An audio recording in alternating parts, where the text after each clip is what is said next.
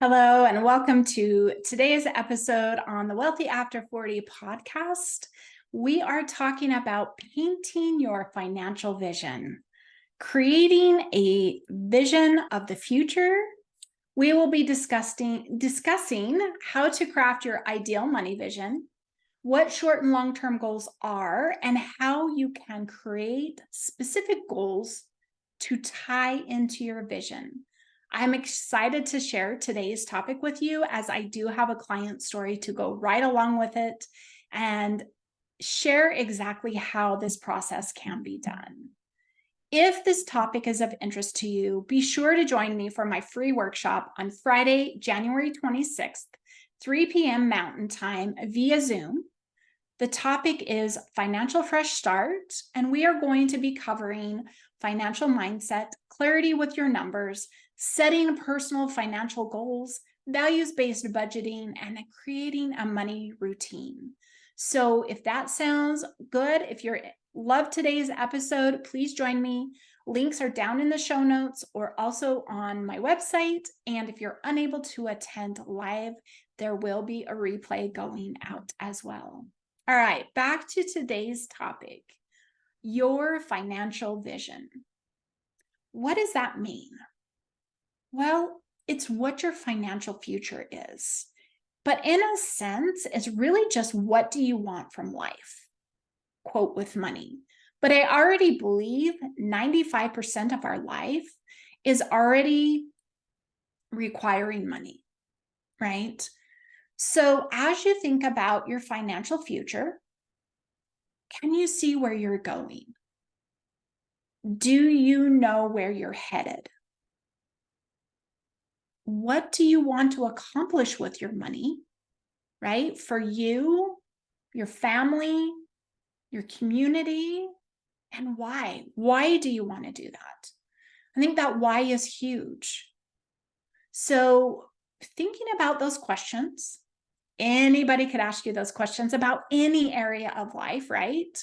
But I wanted to get the juices flowing first. I really want you to start seeing where you're already going, right? We talked last week about reviewing last year and then knowing where you're headed.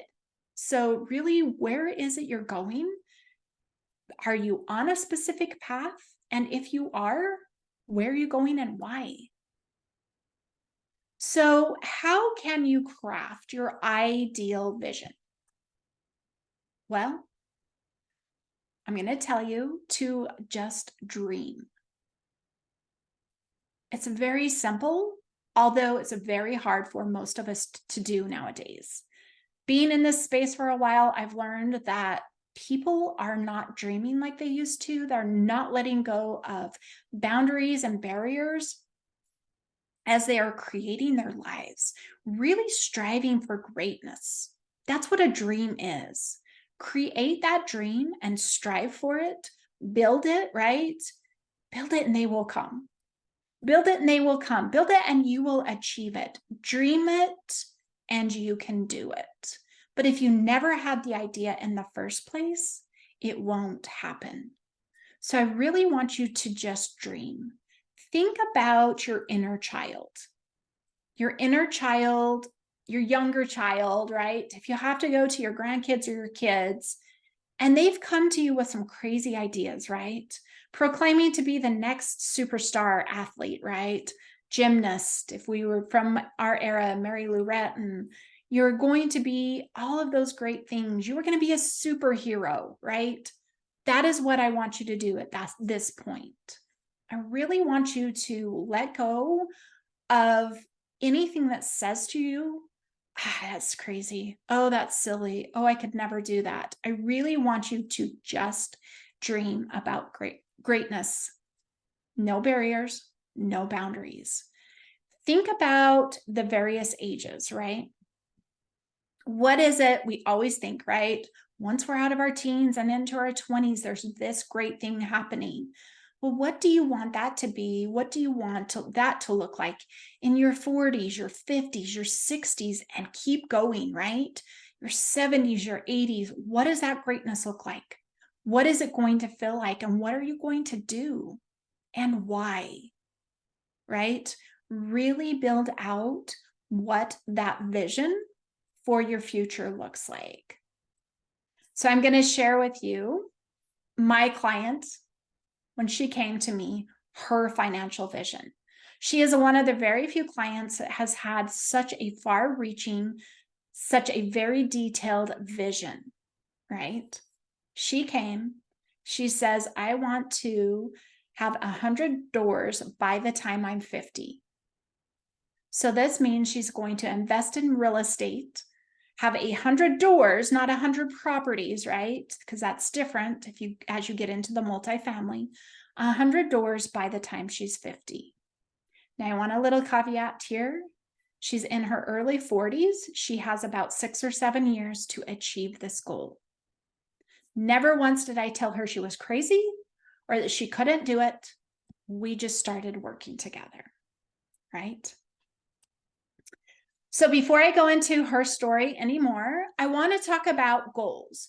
So after you've created the dreams, and after you've kind of gotten a little specific, remember my client, 100 doors by the time she's 50. So I would love for you to take your dream just that little step further. I want you to define it just a little bit. So now I want to do a little education portion, and then we'll tie it in again. So short-term goals are goals that you can achieve between 5 and 8 years, right? This could be something like paying off debt, building up an emergency fund, buying your house, first house, those types of things that you can accomplish in the next 5 to 8 years. Then you have long-term goals. These could be paying off that mortgage, purchasing a second home, retiring early, or building up your college savings for, kids, grandkids, whatever that looks like. Those are just some ideas, right? Ultimately, long-term goals take about probably 10, 15 years plus to achieve. So thinking in those respects, we need to have short and long-term goals. So as we go back to my client, she came to me with her vision, right? In her sense, it was a goal. And it is a goal, but it's also just a vision, right? She did get specific, but now we need to close down that pathway just a little bit tighter. That is how we're building in our short-term, mid-term, right? Long-term goals. We're creating the path with all of our steps. So I'd been working with this client for 2 months. We build up foundation. She knows how to build up her emergency fund, how to create savings buckets, really that solid financial foundation. So if you've been with me before, I always say money is a marathon and not a sprint. So even as I work with individuals for 90 days, we can only do so much with current income, right? It's just knowing how to manage it, knowing how to create that routine, knowing we're doing all of the moves just right, and supporting those moves. So as I'm working with a client, she's doing so well there that then I take her one step further. I said, okay, let's go back to when you gave me your goal, right? Your very financial future vision. And she says, yes, 100 doors by the time I'm 50. And I said, how old are you? She says, I'm 44. And she says, I'm crazy. And I said, no, you are not. And I said, I don't want you to discount that you don't think you can do it. Now, remember, she does not own her own home. So I said, all right, you have that end goal, you have that end result you're achieving, right? That dream you're wanting to reach. How are we going to break it down so that you can find it achievable, so that you know what you need to do every step of the way? So through the course of working together, her credit score came up. She applied for a loan. She knows she can qualify for a mortgage. She just needs to save the closing costs. I said, right there is step one. Right there is your short-term goal and your very first step on this pathway to your 100 doors. She says, I can do that by February or March. I said, great. I said, then what does the next step look like? And she says, well, I would like to have accumulated 5 homes and $1 million in assets, that their value is $1 million. And I said, perfect. So when do you think? She says, then after that, 1 to 2 years. So she's, getting specific with her goals as well and setting them out. So buying her first home, and then within 1 to 2 years, buying 4 more homes. She believes she can do this because her business is kicking off, doing well. Her husband's job's going well. She now knows how to flow her money better. So she knows she's got money. She's not thinking she doesn't, that she's not doing well, right? We've got those all put in place. I said, and then what is your next step? And she says, my next step would be to purchase multifamily homes. And I says, and how do you do this? She says, well, either I would do it myself or through partnerships, collaborations, those types of things. I said, great. So as you can tell from her short term to her long term, she, got more specific. She wasn't as specific on the very end, but she still knows what her steps are and when she needs to achieve them. She has created a clear pathway. So knowing that she's working on saving closing costs. Then the next one would be to buy 1 home, right? I'm shooting for 4 more, knowing that that's the direction she wants to go. And those are the steps she needs to take. That is how focused you can get on your money journey after you have created your vision. If you don't know where you ultimately want to be, how are you going to know to build these steps? How are building these steps going to help you get to nowhere? So really, really spend some time in painting your financial vision. If you with a partner or with a spouse, get them on board, get dreaming, get thinking about it, go out on date night and just say, what do we really, really want that we think is maybe impossible, right? That we would love, but we don't think we can do it. And just create that dream, get specific about it, and create your stepping stones. So those are your action steps from this episode, is to create your dream,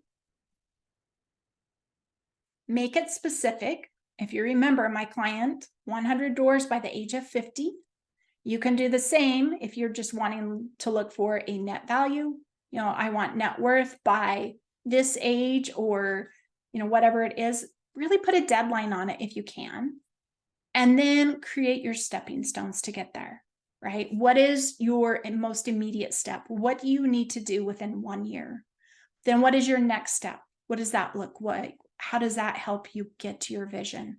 And start building those out, creating them so that you know exact steps you need to take. All right.